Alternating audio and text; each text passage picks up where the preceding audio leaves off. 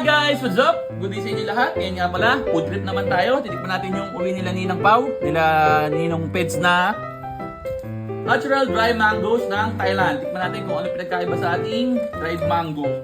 Tikim. Uy. Cheers! Parang ganun lang din naman. Ano mas matamis to? Tiyan mo. Sige. Have some. Tayo, tikman mo. Ano pinagkaiba sa tingin mo? Nung sa atin?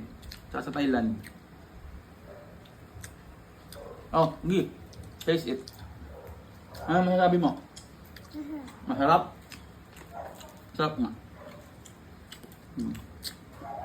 Yung nakalagay sa packaging niya is natural dried mangoes, easy and delicious from Thai fruits. It's low sugar. Sarap. Pwede na. Pero syempre iba pa rin yung sa atin, yung dried mangoes natin. Lalo na Cebu. Napakasarap nung nasa galing sa Cebu. Ito pa nga pala iba nilang uwi. Itong bento, squid seafood snack. Ito yung medyo maanghang.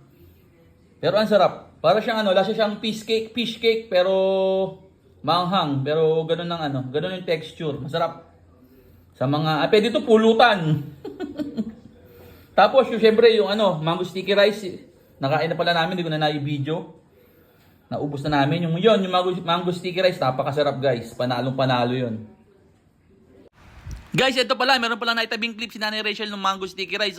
Ito yung kinakain namin kasi napakasarap guys nito. Panalong panalo, yummy yummy. Tuwan-tuwa na naman si Agi Ay, tinan nyo, hindi na tinigilan kakakain ng mango sticky rice yan. Hanggang maubos. Katakaw. Mga tirador ng tawag yan, Trex? Mango sticky rice.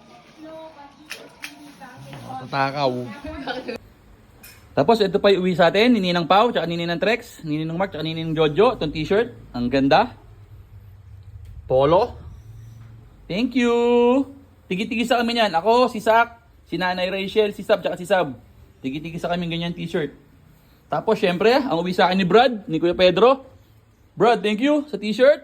Oops. Polo din, ang ganda. Apaka-angas. Ganda. Uy, nawala yung print. Yon. Meron tayong pamasko tsaka pambagong taon. Thank you. So paano guys, hanggang dito na lang. Yun lang, maraming salamat sa panonood. Geng geng.